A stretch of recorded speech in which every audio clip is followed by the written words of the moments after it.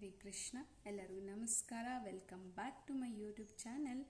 ಎಲ್ಲರೂ ಚೆನ್ನಾಗಿದ್ದೀರಾ ಅಂತ ಅಂದ್ಕೊಂಡಿದ್ದೀನಿ. ನಾನು ಕೂಡ ತುಂಬ ಚೆನ್ನಾಗಿದ್ದೀನಿ. ಇವತ್ತು 2ನೇ ಅಧ್ಯಾಯದ 67ನೇ ಶ್ಲೋಕ. ಇಂದ್ರಿಯಾಣಂ ಹಿ ಚರತಾಂ ಯನ್ಮನ್ನೋನು ವಿಧೀಯತೆ ತದಸ್ಯ ಹರತಿ ಪ್ರಜ್ಞಾಂ ವಾಯುರ್ನಾವಾವಿ ವಾಮಿ ವಾಂಬಸಿ. ಈ ಶ್ಲೋಕದ ಅನುವಾದ: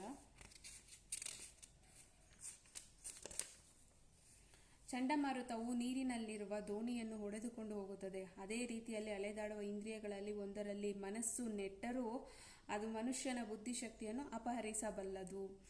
ಈ ಶ್ಲೋಕದ ಭಾವಾರ್ಥ: ಎಲ್ಲ ಇಂದ್ರಿಯಗಳು ಭಗವಂತನ ಸೇವೆಯಲ್ಲಿ ತೊಡಗಿರಬೇಕು. ಅವುಗಳಲ್ಲಿ ಒಂದೇ ಒಂದು ಇಂದ್ರಿಯ ಭೋಗದಲ್ಲಿ ತೊಡಗಿದರೆ ಅದು ಭಕ್ತನನ್ನು ಅಲೌಕಿಕ ಪ್ರಗತಿಯ ಹಾದಿಯಿಂದ ಬೇರೆಡೆಗೆ ಎಳೆಯಬಹುದು. ಅಂಬರೀಷ ಮಹಾರಾಜನ ಬದುಕಿನಲ್ಲಿ ಹೇಳಿದಂತೆ ಎಲ್ಲ ಇಂದ್ರಿಯಗಳು ಕೃಷ್ಣ ಪ್ರಜ್ಞೆಯಲ್ಲಿ ತೊಡಗಿರಬೇಕು.